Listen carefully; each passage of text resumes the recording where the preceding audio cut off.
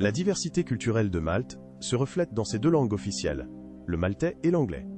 La langue maltaise a des racines sémitiques et a absorbé l'influence des langues italiennes, arabes et anglaises.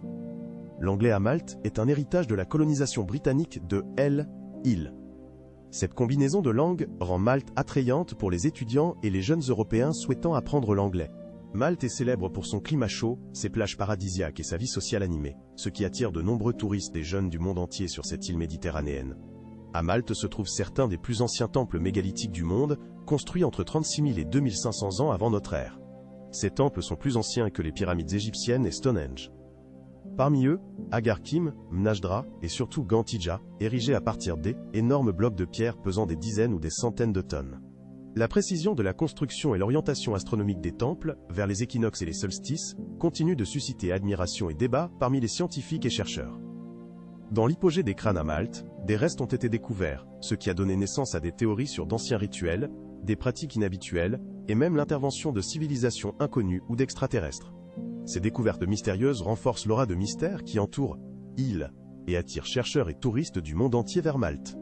L'histoire médiévale de Malte est étroitement liée aux Chevaliers de l'Ordre de Saint-Jean, qui était à l'origine une association caritative pour le soin des pèlerins chrétiens en Terre Sainte.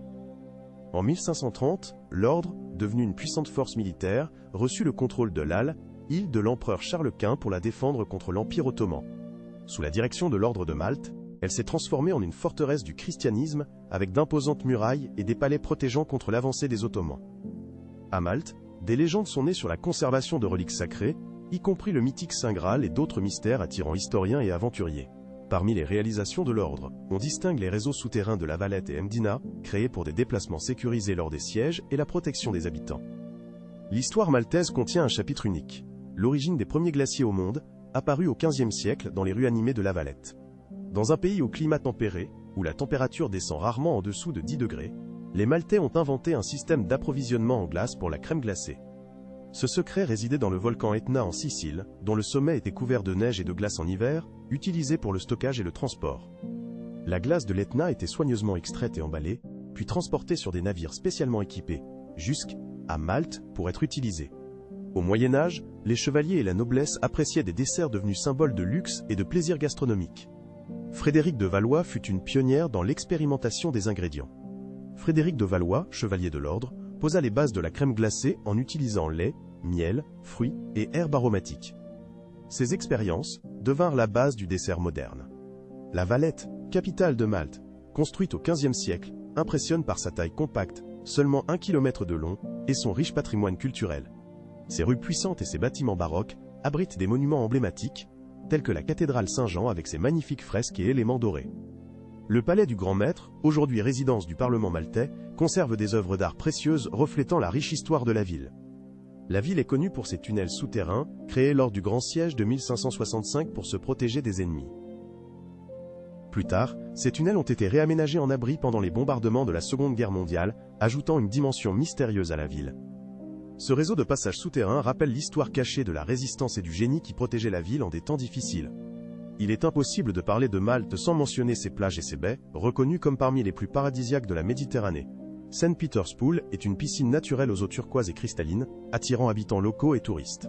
L'archipel ravit les touristes avec son soleil et ses sauts depuis les falaises.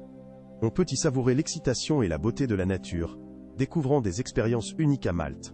La célèbre lagune bleue sur île de Comino est l'endroit idéal pour la baignade, le snorkeling et la détente dans une atmosphère féerique, parmi des eaux limpides et des rivages pittoresques. Pour ceux qui recherchent des expériences plus intimes, il existe des plages à l'atmosphère privée où l'on peut se reposer loin de la foule et profiter du calme et de la nature. Bien que le topless soit officiellement interdit à Malte, dans des zones éloignées telles que Gajn Toufia ou Toufi Bay, les gens peuvent bronzer librement en respectant les règles locales et en faisant preuve de respect envers les autres. La vie nocturne de Malte est l'une de ses principales attractions. Le quartier de Paisville est devenu le centre des fêtes, où la musique résonne et règne une atmosphère de fête et de joie. Les célèbres bateaux de fête naviguent sur la mer Méditerranée, combinant musique, danse et vues magnifiques, offrant des expériences inoubliables à tous les participants. Le programme de divertissement à Malte ne se limite pas à la vie nocturne. Presque tous les jours, des concerts, festivals et événements culturels ont lieu pour tous les âges et tous les intérêts. Malte participe activement à la production cinématographique internationale, attirant le tournage de films tels que Gladiator, La Passion du Christ et de séries, y compris Game of Thrones. Grâce au cinéma et à la culture populaire, Malte acquiert un charme particulier et devient encore plus attrayante pour les touristes et les amateurs de cinéma. Malgré sa petite taille, Malte est bien connectée à l'Europe et au monde. L'aéroport international accueille des vols directs de nombreux pays chaque jour. Malte est située parmi les villes européennes, ce qui facilite grandement l'arrivée des touristes et des visiteurs de l'île. Dans l'espace Schengen, les citoyens de l'UE entrent sans formalité compliquée. Les voyageurs d'autres régions doivent simplement se familiariser avec les exigences de visa qui dépendent de la citoyenneté. Cela rend le voyage à Malte simple et pratique. L'économie du pays est attractive grâce aux prix abordables pour la nourriture, l'hébergement et le transport, ce qui fait de Malte une destination idéale pour les routards et les touristes de tout budget. Malte, une destination avec une histoire millénaire, pleine de mystères et d'une culture vibrante, unissant l'Est et l'Ouest, avec des paysages naturels de rêve et une vie nocturne unique. Des temples historiques mystérieux à l'histoire fascinante des chevaliers de l'ordre de Saint-Jean. L'île est riche en légendes et traditions uniques. À Malte, les traditions innovantes prospèrent également, comme les glaciers et les plages paradisiaques, créant une atmosphère de détente et de joie. Il invite les visiteurs à s'immerger dans un voyage où passé et présent s'entrelacent de manière magique, révélant leurs secrets et beautés.